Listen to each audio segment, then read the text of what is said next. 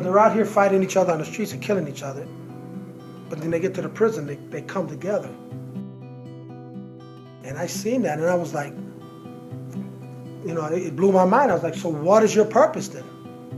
Why are we out there killing and fighting each other if we're coming to prison to be cool with one another? It just blew the whole. If there is ever a purpose for a gang, which there is no purpose, they don't serve no purpose. And what I come to realize is that they wasn't telling us the truth.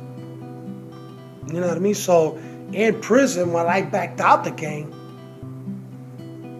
and mentoring to young men and other guys from the same gang into prison, the gang didn't like that.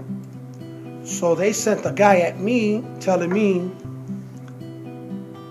that they respect and they honored my decision, that I wanted to back out from them. I became a Christian. I gave my life to the Lord. And that,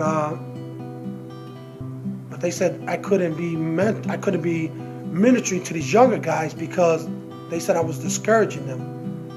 And I told the guy that came at me, who told me this, I said, you think I'm discouraging them, or do you think I'm telling them something that should have been told to me and you a long time ago? And he said, what's that? I said, the truth. In May, before that September 13th trial, in May of 2011, the state's attorney, Jane Randy came out to my attorney. She says, well, I didn't want to bring this to you, but the state asked me they offered me a deal. They offered me that if I would plead guilty to it, they would let me go. And I told her, well, you know what? My only reason why I didn't do it was basically because of my faith in the Lord going to deliver me. But I also have to think about the victim's family. 23 years they've been told that I killed their son. And for me, just to get my freedom now, knowing I didn't do it, saying, man, forget that. I don't care about, I want to get out there with my kids. You know what I mean? I want my freedom. Yeah, I'll plead guilty to it. I told her, no, I can't do that. I told her, I can't take that deal. Only, for the purposes of the victim's family. They need to know the truth, and they deserve to know the truth. I said, if I need to come back to do another 19 years, then so be it.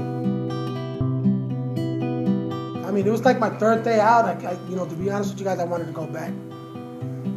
I really did, man. The third day, it was too much. It was,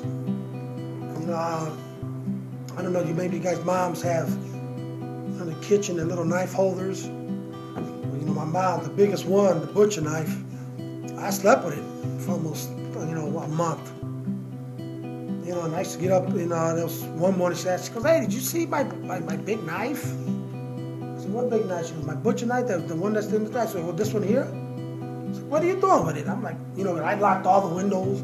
She lives on the second floor and I'm locking all the windows. She's like, what are you doing that for? Come on, somebody could climb up here and climb in the window. She goes, why would somebody want to do that for? I said, I don't know.